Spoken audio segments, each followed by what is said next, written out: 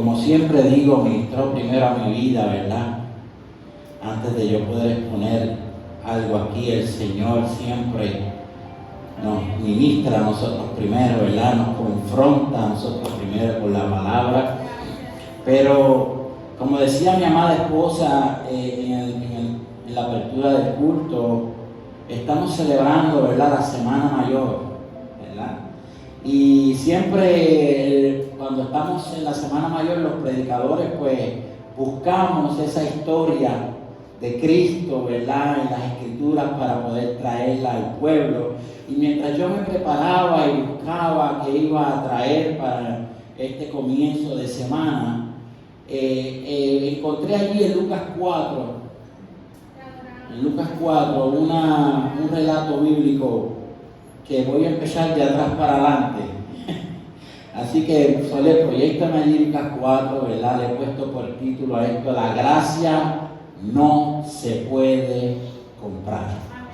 La gracia no se puede comprar. Y allí Lucas, ¿verdad?, 4, a la altura del 25, dice: pero en verdad os digo, muchas viudas había en Israel en los días de Elías, cuando el cielo se cerró por 3 años y 6 meses, y cuando hubo gran hambre. No hubo una hambre, ¿hubo qué? Gran hambre sobre toda la tierra. Pero mira lo que dice: y sin embargo a ninguna de ellas fue enviado Elías. Había muchas viudas, ¿dónde? A ver si vamos comprendiendo. ¿En dónde? En Israel. Y dice que el profeta Elías fue enviado a ella. Dice, sin embargo, a ninguna de ellas fue enviado Elías, sino a una mujer viuda de Sarepta en la tierra de Sidón. Y escucha esto, que aquí es que voy a basar mi mensaje en la mañana de hoy. Y muchos leprosos habían, ¿dónde? En Israel, en los tiempos del profeta, ¿quién? Eliseo. Pero ninguno de ellos fue, ¿qué?, limpiado, sino ¿quién? El israelita, sino Naamán el sirio. Y yo buscaba, y ahora voy a leer los versículos que voy a anteceder a esto. Y este es el mismo Jesús hablando. El mismo Jesús diciendo que en Israel había muchas viudas, mas sin embargo no envió a su profeta Eliseo a las viudas de Israel. El mismo Jesús dice que había muchos leprosos en Israel, mas sin embargo ninguno fue, ¿qué?, limpio, sino ¿quién? Naamán el sirio. Entonces, cuando me daba la tarea de estudiar, encontré en Lucas 18 al 19 este relato que Jesús se levanta en el templo, abre el libro, el rollo, se encuentra en ese rollo la escritura del profeta Isaías, y el Señor Jesucristo lee: el Espíritu del Señor está sobre mí, porque me ha ungido para anunciar el Evangelio a los ricos, a los pobres. Me ha enviado para proclamar libertad a los libres, a los cautivos, y la recuperación de la vista a los que ven, a los ciegos, para poner, escucha bien, en libertad a los oprimidos, para proclamar el año favorable del Señor. Y quiero que sepas que estás en el año favorable del Señor. Entonces, cuando estaba estudiando eso, dije, voy a hablar de Jesús. Quiero empezar la Semana Santa hablando de Jesús. Pero cuando veo al mismo Jesucristo trayendo 2 profetas tan importantes como Eliseo y Elías, y hablando de una situación bien particular que me llamó la atención. Que había en Israel muchas viudas, pero Elías fue enviado a la viuda de Sarepta, y que había muchos leprosos, pero el que fue sano y limpio fue Naamán. Dije, Señor, ya entiendo por donde tú quieres que yo vaya. Entonces tengo que irme al contexto que está explicando Jesús, para que tú puedas entender lo que Cristo ministró a mi vida para ministrar a la tuya. Y la historia de Naamán se encuentra en Segunda de Reyes, capítulo 5. Segunda de Reyes, capítulo 5. Lo voy a leer y a la misma vez voy a ir disertando la palabra. Dice el primer versículo. Y Naamán, escúchame, iglesia. Ahora el primer versículo va a describirte quién era Naamán. Quiero que pongas mucha atención. ¿Quién era Naamán? Naamán no era un israelita, era un sirio. ¿Ok? Y entonces, Naamán, mira lo que era Naamán. Naamán, capitán del ejército del rey Aram, era un ¿qué? Un gran hombre delante de su señor. O sea, que él era un hombre que tenía gracia delante del rey. ¿Ok? Y dice, y teniendo en alta estima, porque por medio de él, por medio de Naamán, el Señor, que no es el Señor Jesucristo, era el Señor, se está refiriendo al rey, había que dado la victoria a Aram. También el hombre que dice, era un guerrero valiente. Entonces, tú y yo tenemos muchas cualidades. Qué bueno tú eres, Alejo. Tú eres un hombre de Dios. Tú eres un hombre que hay que admirarte. Un hombre que aún tiene unas niñas que las ama como si fueran de él, pero no son de él. ¿Ven? Y eso yo lo admiro y siempre se lo digo, y a veces en las reuniones familiares lo resalto.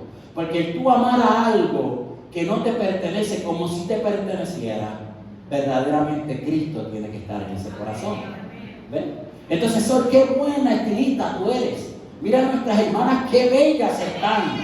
Qué excelente estilista es Sol. ¿Verdad? Entonces, qué bueno. Qué bueno. Tito, qué bueno es Tito. Porque Tito hace una labor comunitaria por mucha gente. Por gente que necesita verdaderamente sentir ese afecto, ese amor que no tuvieron. Qué buena tú eres, Gladys, porque en tu profesión tú ayudas a mujeres. Qué buena eres. Qué bueno tú eres, Cristian, que tú te dedicas a llevar a las escuelas y orientar a esos maestros para que puedan darle a los niños lo que tiene que ser correcto. Qué bueno eres. Qué bueno eres, Félix, porque hombres como Félix, tú y yo podemos comer cortes de carnes excelentes. Qué bueno eres, Félix. Qué buena tú eres. Qué buena tú eres para el Señor. Qué buena tú eres, Maggie. Pero ¿sabes qué? Aquí la palabra está describiendo a un hombre que era ¿qué? Bueno, un hombre con unas cualidades excelentes, un hombre que era guerrero, un hombre que peleó por otro para que tuviera la victoria. Pero yo no he terminado de leer el versículo número 1. No lo he terminado de leer, porque dice que era un hombre guerrero, un guerrero valiente. Ahora yo te voy a decir algo a ti y a mí.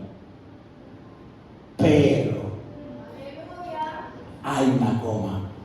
Pero hay un detente después de esa descripción tan linda que yo también te he dado a ti y que me aplicó a mi vida.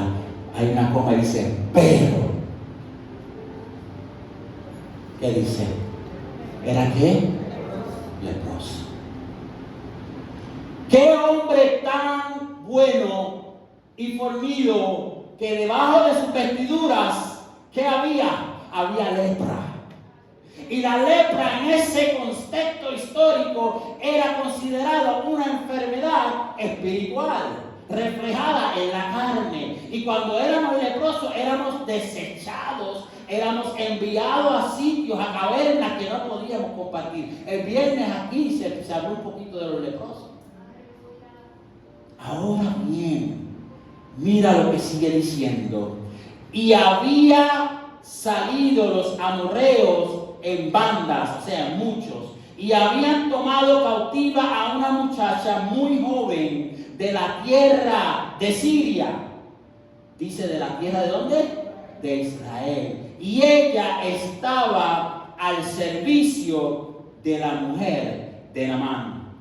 Y ella, en esa guerra, en un momento dado, ¿sabe fue qué? Cautiva. Fue llevado a ser sierva de la esposa ¿de quién? De Naamán.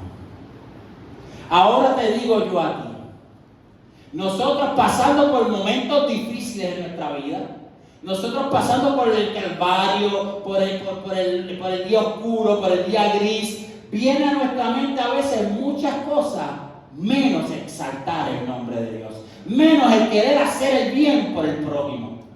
Pero esta muchacha, pese a que estaba cautiva, pese a que estaba esclavo sirviendo a la esposa de Naamán, se percata de la condición del siervo y le dice a su esposa, si él, no voy a ir por todo el capítulo porque nos amancemos, pero si él fuese al profeta, sería sano y limpio. Entonces él oye a la sierva que estaba en un momento difícil, y en los momentos difíciles te pregunto, ¿tú harías eso mismo? ¿Tú le dirías a las personas que te tienen cautivas, a las personas que te tienen esclava, tú le dirías, ve a tal lugar que vas a recibir el bien? Eso es para que tú veas la madurez que tenía esta joven, porque dice que era una muchacha muy joven.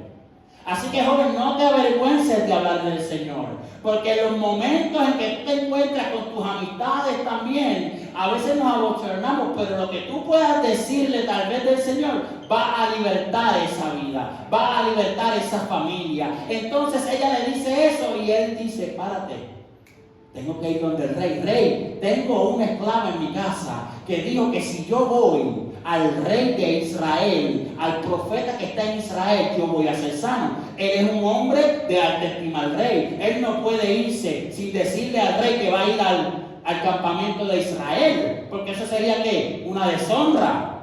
Los sirios no se llevaban con Israel, sería una deshonra. Entonces él va donde el rey y le dice, mi rey, mi señor, en mi casa tengo una sierva, una esclava que ha dicho que si yo me voy al profeta de Israel, yo voy a ser sano. Entonces el rey le dice, no, papá, tú eres bien importante para mí. Yo voy a escribir un edicto, una carta, para que tú la lleves ante el rey de Israel, para que tú seas sano. Entonces coge Naamán con él, y mira lo que coge Naamán con él. Dice el versículo 5, entonces el rey amorreo dijo, ve ahora y enviaré una carta al rey de Israel. Y él fue y llevó consigo, escúchame, 10 talentos de plata y 6,000 ciclos de oro y 10 mudas de ropa. La gente se cree que va a llegar a un sitio, a una casa del Señor con sus pertenencias terrenales para querer comprar un milagro, para querer comprar la salvación, pero eso no aplica en el reino de los cielos,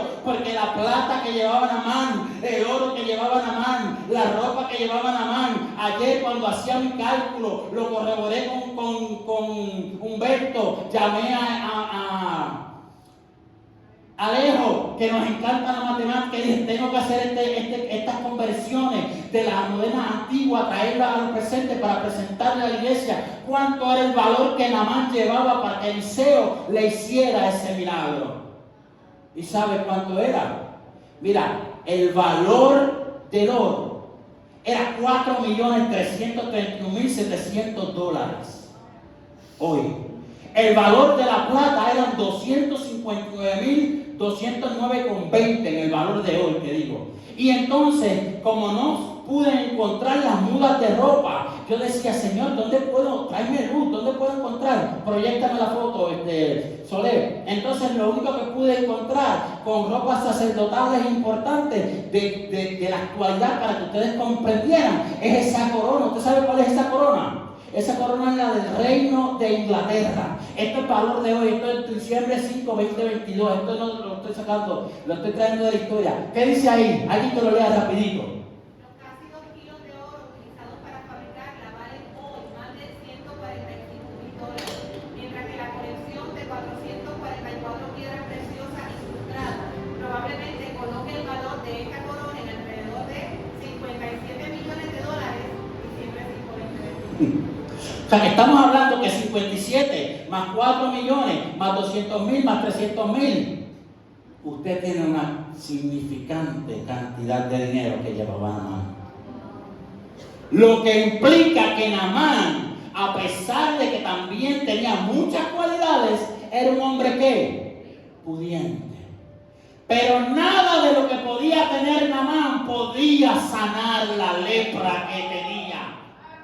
Entonces tuvo que venir al profeta Eliseo para venir con él, y él se presenta allí con su escolta, dice el versículo, después se lee en ese capítulo completo, y él está allí y llega con sus carruajes de guerra. Y entonces me imagino que, imagínense usted, si viene con un carruaje de guerra y con sus súbditos, quiere decir que vienen haciendo ¿qué? Ruido, porque usted va a oír esos caballos a la distancia, ¿verdad que sí? Entonces él llega allí y entonces le dice su siervo, el siervo de Eliseo: profeta, llegó un hombre ahí bien importante, porque imagínate, con todo lo que llegó ahí, tú sabes que no llegó Guillermo Nenadiz, un pelado, llegó un tipo que tenía, ¿verdad?, mucho poder adquisitivo, poder. Y entonces él llega y le dice: mira, pues dile que vaya al Jordán,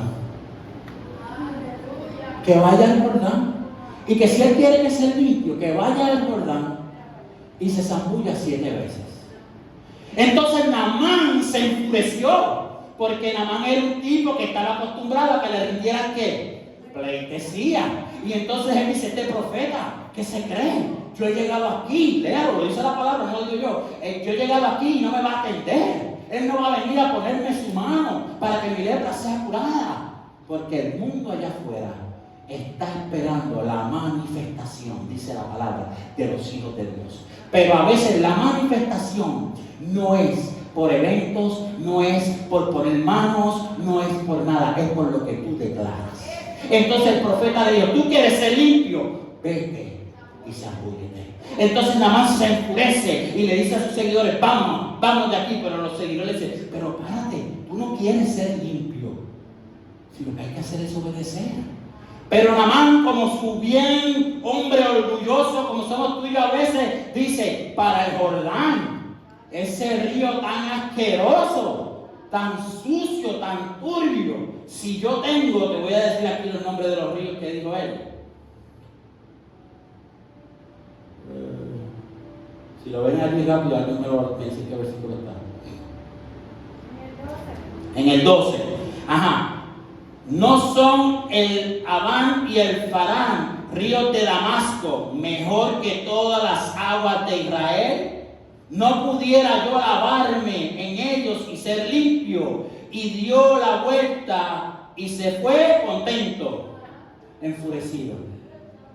Él va a buscar su milagro, él va con un montón de dinero, le dicen cuál va a ser el milagro, pero ahora el hombre siempre quiere lo que le parece bien. El Jordán, un río sucio, turbio, y él no quería ir a esas aguas, él quería ir a ríos limpios de agua clara. Pero tú sabes lo que significa el Jordán. El Jordán significa descender, bajar, derribar y derramar. Y yo quiero que tú sepas que el pueblo de Israel, para llegar a la tierra de Canaán, tuvieron que atravesar el Jordán. Y yo quiero que tú sepas que esto es la gracia revelada en el Antiguo Testamento. Porque no podía ser nada bueno para Naamán porque no era judío. Pero dice el Señor que habiendo muchos leprosos israelitas, no fueron sanos. Porque la gracia en ese momento no era para el pueblo de Israel. Era un destello de gracia gracia, reflejar lo que iba a pasar con Naamán, que fue lo que Cristo vino a hacer por ti y por mí. Tú y yo no somos judíos, pero somos gentiles y somos el pueblo de Dios por Cristo Jesús. Entonces Naamán es un reflejo de esa gracia. La viuda de Sarepta con Eliseo es un reflejo de esa gracia. No eran israelitas, pero el mensaje les llegó.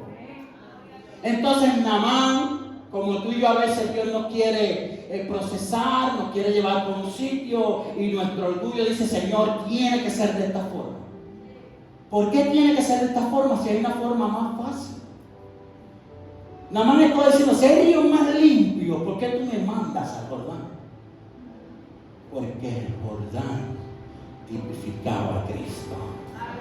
No había forma de que Naamán fuera limpio si no se sumergía en Cristo, si no descendía su orgullo y se rendía a Cristo. Por eso es que Jordán significa descender. Hay que bajar de los niveles donde nosotros estamos y rendirnos a los pies del Maestro, rendirnos a Cristo Jesús, para que haya un cambio en nuestra vida, para que nuestra manera de vivir sea siendo transformada. Entonces tenemos que descender, pero no tan solamente dice que significa descender, sino que significa derribar. Cuando tú desciendes y te pones a los pies del Maestro, tu yo, tu orgullo se derriba, se cae. Entonces también dice que el Jordán es derramar, y por eso fue que el Señor Jesucristo fue al Jordán frente a Juan el Bautista y descendió a las aguas, fue bautizado y fue levantado. Y entonces ¿qué vino? El derramar del Espíritu Santo vino sobre él.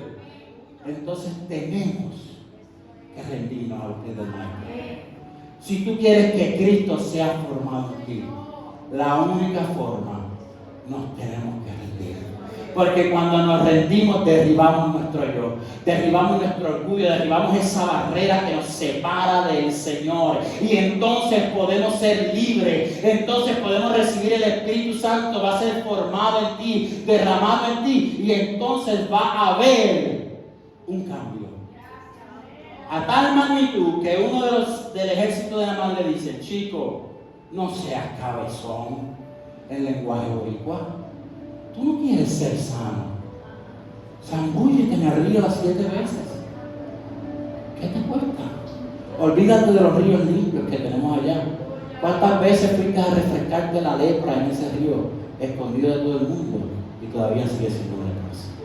Lo que te ofrece el mundo es claro, es limpio, es bonito a tus ojos, pero no te cura el alma ni el espíritu. Solamente, aunque tú veas eso turbio, dice la palabra del Señor en Juan 1, 45 al 46. Mira lo que dice la palabra del Señor. Felipe halló a Natanael y le dijo, hemos hallado aquel a quien de quien escribió Moisés en la ley, así como los profetas, a Jesús el hijo de José de Nazaret.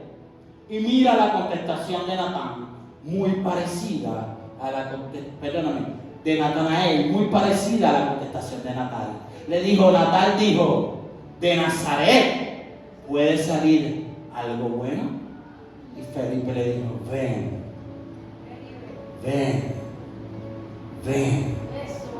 Y ven. Y lo que estaba viendo era Dios mismo encarnado en Cristo Jesús.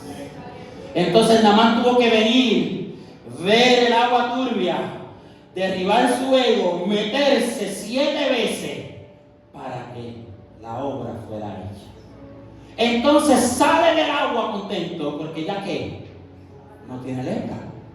Y entonces va donde Eliseo le dice, recibe por favor todo esto que te traje. Como si Eliseo estuviera esperando que él le pagara por los 58 o 60 millones de valor. Y Eliseo le dijo, yo no voy a aceptar eso. No aceptes las cosas que el mundo te da, por mejor que se vean. Porque hay cosas que el mundo te dará pero te alejarán de Dios. No las aceptes. No canjees nunca el Evangelio del Señor. Y como siempre te he dicho, pido perdón de aquí para allá cuando el Evangelio te ha ofendido, cuando el Evangelio te ha marcado. Porque lo he dicho y lo seguiré diciendo, el Evangelio condena al hombre. Lo único que liberta al hombre, transforma al hombre y cambia al hombre, no es el Evangelio, es Cristo Jesús. El Evangelio siempre te va a señalar ese pelo, esos pantalones, ese reloj que tiene Marisol ahí bien costoso. Eso siempre te lo va a señalar el mundo. Pero Dios no está pendiente a eso. Dios está pendiente al corazón. Dios está pendiente a tu corazón. Si Dios, te voy a explicar algo. Si Dios, para los que me están viendo no malinterpreten la palabra, si Dios quiere que Marisol no use pantalla, eso va a ser un trato individual. Escucha mi iglesia, individual con Marisol. No es algo colectivo que yo tenga que imponer aquí, porque yo no puedo imponerte nada para que tú seas salvo, porque de tal manera, Juan 3:16, de tal manera amó Dios al mundo. No fue Moisés que amó al mundo, no fue ni el padre de la fe Abraham, cuando Dios le dijo, ven y sacrifica a tu hijo, él lo iba a sacrificar. Era un ejemplo de fe para nosotros. Incluso él puso el puñal y oyó la voz del Señor que le dijo detente. ¿Sabe por qué le dijo detente? Porque fue que obediente. Pero imagínese que hoy día allá en la mezquita los árabes dicen que eso es allí que estará y tienen la piedra donde iba a ser sacrificado Isaac. Imagínate si Abraham llega a sacrificar a Isaac. Estuviéramos hoy una religión venerando a Abraham porque sacrificó a su hijo. Dios lo detuvo porque el único sacrificio perfecto era el de Cristo. No era el de Isaac, era el de Cristo. Porque Dios nos ve a través de Cristo. Entonces puede verme a mí. Porque aún yo siendo un hombre bueno y ustedes siendo buenos, como yo le dije, el versículo 1 tenía que una coma y después decía pero leprosos. Entonces hay cosas en el corazón y en tu espíritu que no se ven solo. Tú puedes estar bien bonita vestida y estar ocultando muchas cosas. Tenemos que rendirnos al Maestro, entregarle nuestro ser interior al Maestro para que haya una sanidad y Él sea glorificado. El mismo Cristo hablando del suceso de Elías y de Eliseo, pero antes de eso dijo, yo he venido para dar libertad, para dar sanidad, para que no estén cautivos. El mismo Cristo, citando después que Él dijo que Él era lo que estaba leyendo, trajo esos dos ejemplos. ¿Por qué? Porque el Nuevo Testamento estaba escondido en el Antiguo Testamento, pero entonces está revelado el Antiguo en el Nuevo, y por eso Cristo nos trae y nos saca esa historia de aquel contexto que Israel solamente lo veía como que wow, ¿por qué fue para allá? No, porque Cristo estaba enseñándole en aquella época que venía uno que iba a hacer un sacrificio por todos, no por un pueblo, por todos, para que todos fuésemos salvos ante Él. Pero hay cosas que no podemos aceptar del mundo. Tenemos que estar claros que el sistema nos va a obligar siempre a tratar de llevarnos y alejarnos de Cristo. El sistema te va a poner cosas en tu mano para que tú digas, no, pero yo no estoy haciendo nada malo. Y te voy a dar un ejemplo, iglesia. Un día como hoy, domingo, comienzo de Semana Santa, hace 5 años atrás, mi esposa y yo no estuviéramos aquí. Mi esposa y yo estuviéramos disfrutando del sol y la playa de las Islas Británicas. Nos hubiésemos montado en nuestra embarcación, hubiésemos perdido motores como lo hacíamos siempre, Y nos excusábamos en la iglesia que estábamos, aún no éramos pastores, nos excusábamos. Y nos íbamos por ahí, mira qué lindo el sol, lo que Dios nos ha preparado para nosotros, eso es bueno. Pero momentáneamente no lo entendíamos. Pero nos alejaba del propósito que Dios tenía. El mundo ofreciéndonos unos días bellos, unas playas bellas en las Islas Británicas allá, ¿verdad? Nos disfrutando, todo el tiempo lo hacíamos. No es malo, iglesia, no me malinterprete, porque yo soy el primero aquí que le digo, usted se fue de crucero con su familia otro día, ¿verdad? Y yo le dije, váyase de crucero, disfrute con su familia. Pero no podemos caer en la trampa de que sea algo continuo, porque el sistema va a buscar alejarnos del Señor. Estamos envueltos en 20 cosas con nuestro hijo que se acaba de ir ahora para una práctica de baloncesto. Pues, cuando empezamos a ser pastores, yo le dije, él me dijo, papi, pero va a cambiar todo. Yo no puedo cambiar la vida, ¿no? Imagínense que yo le diga, sí, todo va a cambiar. No puedes jugar deporte. El deporte es del diablo, como nos decían antes a nosotros. No puedes ver el bien porque eso es del diablo, eso es la caja del diablo. ¿Qué yo voy a hacer? ¿Alejar a mi hijo del Señor? Tenemos que ser sabios. Pues entonces yo hablo con su abuelo, ¿me lo puedes llevar? Yo lo busco, sí, y busco la posibilidad. Pero el mundo siempre nos va a traer 20 cosas para alejarnos del propósito eterno que tú tienes. Ahora bien, Naamán le quiere dar el botín, Eliseo no lo quiere. Eliseo le dice, no, tranquilo, vete. Pues él se va. Pero ¿quién le dio el mensaje a Naamán? Que fuera al agua. ¿El profeta? ¿Quién fue? No, que fuera a zambuirse al río. La muchacha le dijeron que viniera el profeta, pero que fuese a zambuirse al río. ¿Quién le dijo? Eliseo se lo dijo a su siervo, y su siervo fue y se lo dijo a Naamán. Él no salió, acuérdense que él no salió a recibirlo. Entonces, siempre tenemos gente que tenemos que tener cuidado con ella. Porque Eliseo no quiso el botín, pero como lo que te ofrece el mundo es atractivo, ¿qué hizo el siervo de Eliseo? Se fue detrás de Naamán, mira, corriendo. Y cuando Naamán lo mira para atrás, se detiene y le dice, ¿qué pasó? No, mira que Eliseo dice que nos deja a nosotros, dos siervos de él. Y se fue bien modesto. Él no quiso todo el botín, él le pidió parte del botín. No fue tan malo, ¿verdad que no? No fue tan malo. Fue y le pidió un poquito del botín, dice la escritura. Y Naamán, pues, ¿qué hizo? Se lo da pensando que es para quién.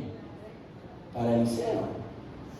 Entonces, cuando va el siervo donde Eliseo, el siervo de Dios, que le dice, no, padre, ¿dónde estaba? No, tu siervo no ha salido de aquí para ningún lado. Y él le dice, ¿sabes qué? La lepra de Naamán caerá sobre ti y sobre tu generación. No podemos jugar con Dios, porque hay consecuencias. Un siervo que vio al profeta hacer milagros, que vio al profeta hacer sanidades, ¿verdad? Por el poder de Dios que había en el profeta, no era el profeta, era el poder de Dios que había en el profeta. Él decide entonces coger un poquito, coquetear.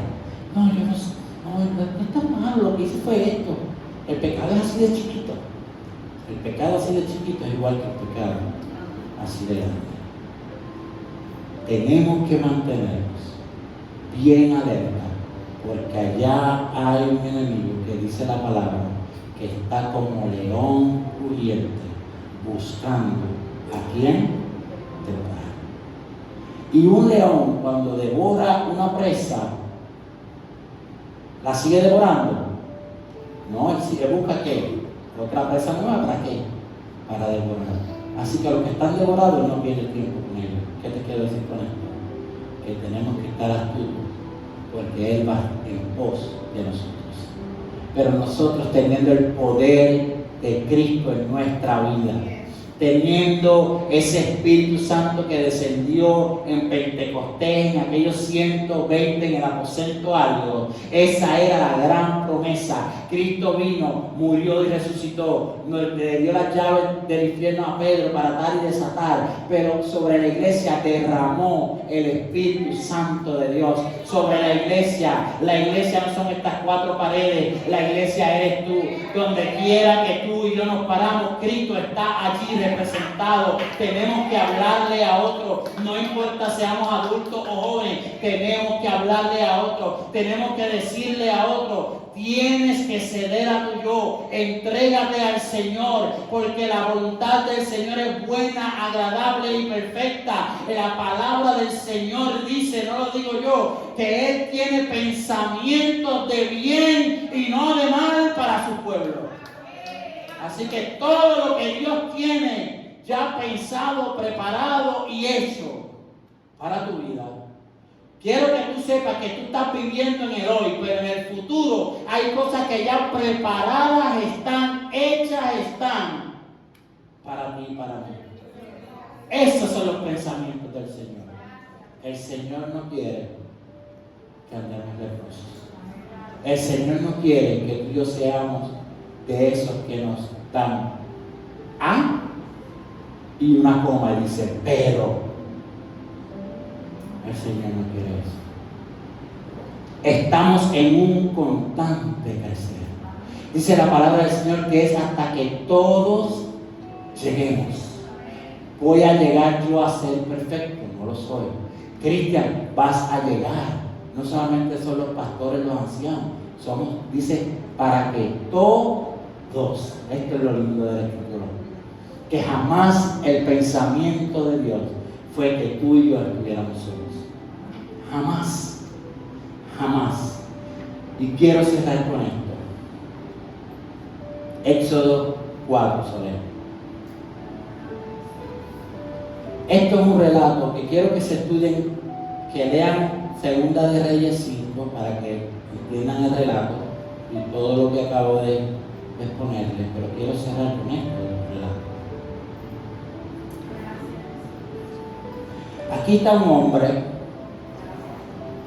muy mencionado en las Escrituras, muy venerado por el pueblo judío y por el pueblo de Israel.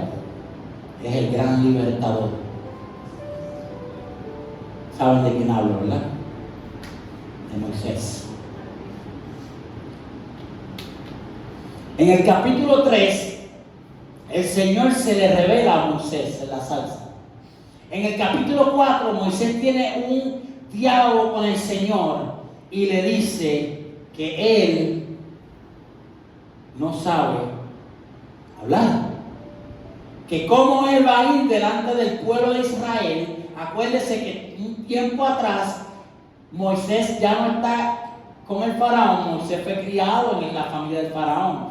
Pero cuando él vio un faraón maltratando a un israelita, ¿qué él hizo? Lo mató. ¿Y qué hizo? Se fue.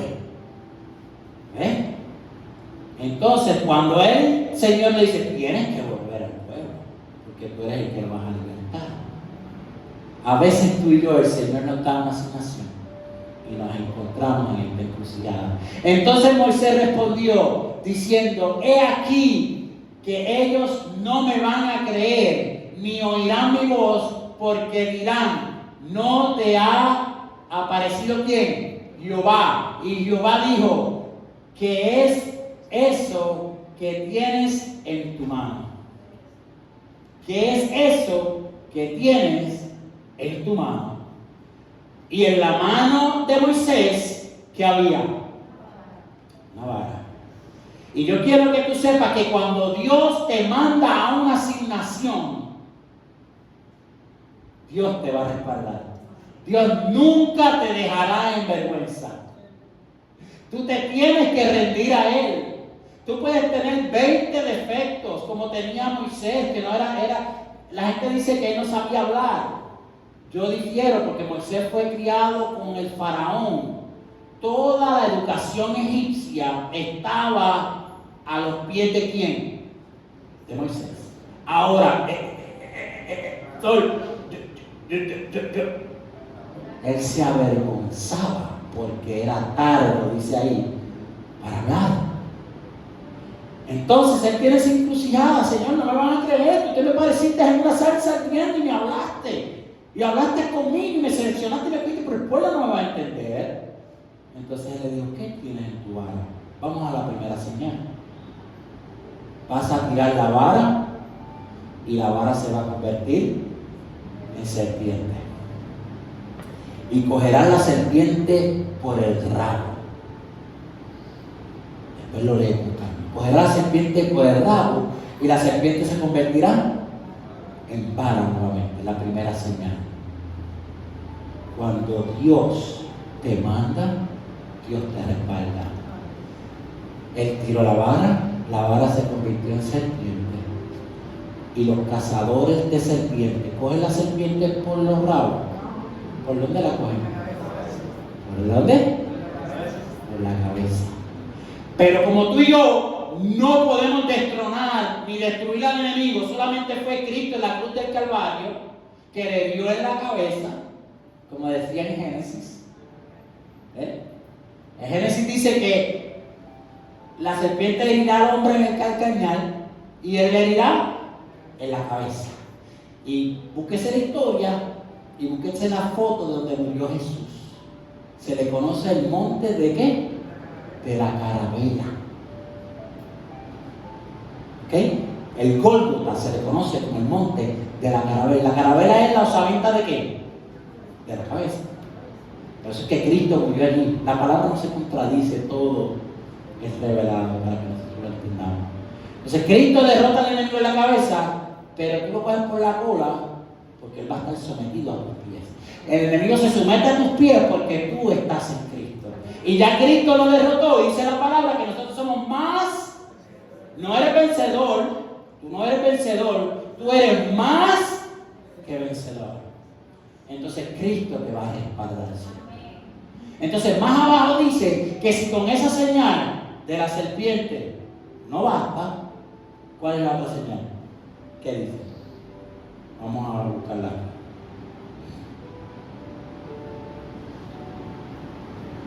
Y dijo Moisés, entonces dijo Jehová,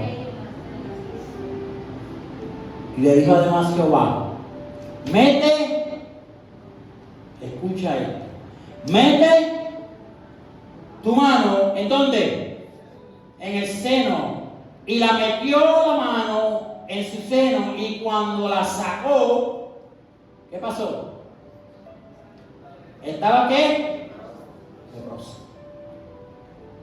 Porque cuando él metió su mano en el seno y sacó por primera vez la mano, el hombre saca la mirada de Cristo y se convierte leproso. Y esa es la manifestación del primer Adán. La lepra, cuando se alejó de Cristo, se convirtió en un hombre pecaminoso. Se convirtió en un hombre leproso. Por tanto, hay que separarte de la presencia del Señor. Pero entonces el Señor le dijo, vuelve y mete la mano. Y cuando la sacó, estaba igual que la otra carne. Estaba limpio. Cuando nos rendimos a Cristo, cuando entregamos nuestro corazón a Cristo, Cristo nos limpia. Cristo nos restaura. Entonces, aunque Yuyi vaya ante una amiga que hace años no la ve, perdona que te coja por ejemplo, hace 15 años Yuyi no ve a esta amiga, pero esta amiga estaba enamorada de fe. Entonces Yuyi le dijo, mira, échate para allá, que ese hombre es mío, ese hombre no es tuyo. Yuyi la puso en su sitio y la encuentra 15 años más tarde. Ella le dice, pero tú eres cristiana. ¿Por qué? Porque el sistema te va a querer señalar tu pasado. ¿Ves? Entonces cuando Moisés se mete la mano por primera vez y sale la lepra, él lo que le está diciendo es una imagen de yo voy a ir al pueblo de Israel y el pueblo me dice, pero tú no fuiste el que mataste al egipcio. Tú no fuiste el que mataste al egipcio. Pero como ya él había pasado 40 años con el Señor en el desierto, cuando saca la mano y hace así, es limpiado. Entonces él va con la frente en alto. Sí, yo lo maté, pero ya Dios me perdonó. Sí, yo hice esto malo, pero ya Dios hizo una transformación en mi vida. Porque cuando Dios te manda, te señalarán. te dirán muchas cosas, pero Dios se hará cargo de mostrar el cambio que hay en ti. ¿Ves? Entonces, el hombre es sanado nuevamente porque Cristo está en él. Y entonces ya es limpio. Puede fallar, pero ya Dios te ve limpio a través de Cristo. Y la última cosa que le dice también: si no te creen, tú vas a coger agua del río y la vas a derramar en tierra, y el agua se convertirá en sangre. Porque Cristo bajó al agua y cuando subió a la cruz derramó sangre. ¿Ves? Él primero nos enseñó que tenemos que morir. El bautismo, mi gente, es una expresión de confesión para la gente. La gente piensa que si alguien se muere y no se bautizó, no se va a salvar. No. ¿Cuántas personas en el último segundo no se han bautizado, aceptan al Señor como su único Salvador? ¿Y tú vas a decir que se perdió? ¿Quiénes somos nosotros para decir que se perdió? El bautismo es yo dando testimonio y fe que yo voy a morir a mi antiguo yo, y cuando yo me levanto del agua, yo dejo ese hombre enterrado en el agua, pero cuando yo me levanto, la sangre de Cristo me hace un hombre nuevo. Y yo estoy dando ese testimonio. Esa fue la señal. Y lo último que le dijo: a mí no me importa que tú seas tartamudo. A mí no me importa tus debilidades. Al Señor no le importan tus debilidades.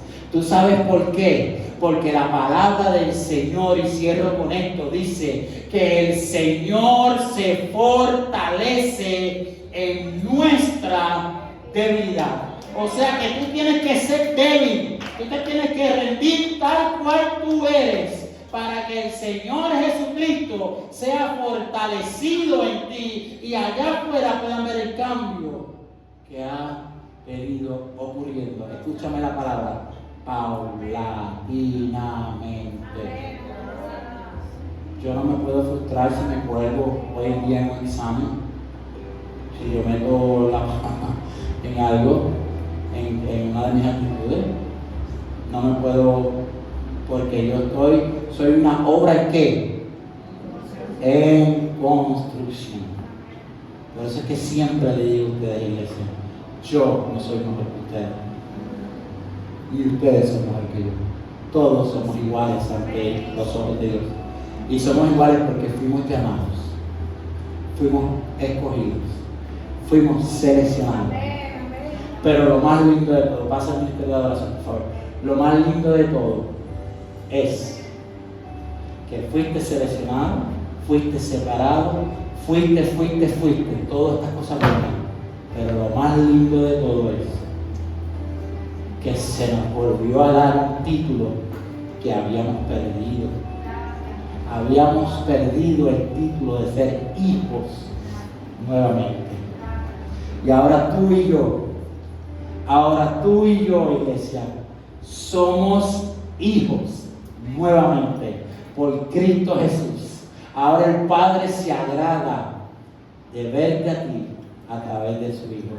Fíjate que Dios se enaltece, se engrandece y le encanta lo que es cristiano, lo que es Tito, lo que soy yo, lo que es Ricky, lo que son estas chicas hermosas que están aquí, lo que son todas ustedes, mujeres bellas que están aquí, jóvenes, lindos, preciosos que están aquí, ancianos que están aquí. El Señor se deleita en ustedes. Tan grande es que se deleita, que de tal manera, Tito, imagínate que te digan que por mí, que yo hice algo mal y que te pidan tu nena para sacrificarla. Y tú me vas a decir: y yo te conozco hace poco, te tengo cariño, aprecio, pero yo no puedo hacer eso. Cristian, que te pidan tus nenas para sacrificar. No hay forma, pero Cristo Jesús, lo hizo por ti y lo hizo por mí, para que tú y yo hoy fuéramos llamados hijos. Lo que dijo la pastora, llévatelo. Hoy comenzamos la Semana Santa, pero todos los días son santos, porque todos los días pertenecen al Creador, al único que te puede salvar, al único que te puede perdonar, al único que puede redimir tu vida. Yo te amo y yo los adoro con todo mi corazón, pero yo solamente puedo exponer tal vez lo que Dios me da, pero el cambio no lo puedo hacer yo. El cambio solamente lo hace Cristo. Tenemos que rendir nuestro corazón, tenemos que rendir nuestro yo al Señor para que Él sea exaltado. Él dice, yo soy el camino, la verdad y la vida. Él dice, yo soy el buen pastor. Él dice, yo soy la puerta. Él dice, yo soy. ¿Qué tú necesitas? ¿Qué tú necesitas? La pregunta es, ¿qué tú necesitas en esta mañana? Yo no te lo puedo dar. Yo te lo puedo presentar. Yo te lo puedo presentar. Pero solamente tú puedes aceptarlo. Yo tengo miles de defectos. Miles de defectos tiene Guillermo. Pero por el amor de Dios he sido llamado, he sido seleccionado, he sido escogido.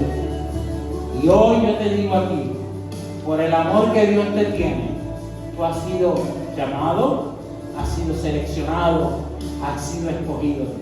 Pero depende de nosotros aceptarlo a Él. Depende de nosotros aceptar a aquel, el único que dio la vida por cada uno de nosotros. El único Dios que puede ser procesado en el mundo, puede ser declarado que vive, que reina por la eternidad. Cristo fue escogido desde antes de la fundación del mundo. Él vino y murió por ti y por mí, pero no se quedó muerto. Incluso en la tumba, cuando llegaron a la tumba, encontraron los lienzos de Jesús. ¿Y sabes por qué encontraron los lienzos de Jesús? Porque el pueblo hebreo tenía ellos tenían una tradición, que cuando había alguien en la mesa y se levantaba a un sitio, él dejaba sus baños en la mesa, como símbolo de que yo vuelvo. Como símbolo de que yo vuelvo. Y allí estaban los paños del maestro, diciéndole a todos los que llegaron a aquella tumba que estaba vacía, los lienzos están ahí porque yo vuelvo por ti, iglesia. Porque esa es la promesa que tú y yo tenemos, que viviremos por la eternidad. Él va a venir en pos de su iglesia. Mira el mundo como se ha ido deteriorando. Los valores se han perdido. El amor por padre e hijo se ha perdido. Se matan unos a otros. Escrito está el cumplimiento de la palabra. Cristo viene. Cristo viene. Llevan muchos años predicando Cristo viene y no ha venido, porque no se habían cumplido las cosas que aquí están completamente. Pero van como nunca antes. Van a pasos agigantados cumpliéndose. La tierra gime por la manifestación de los hijos de Dios. Dios te bendiga.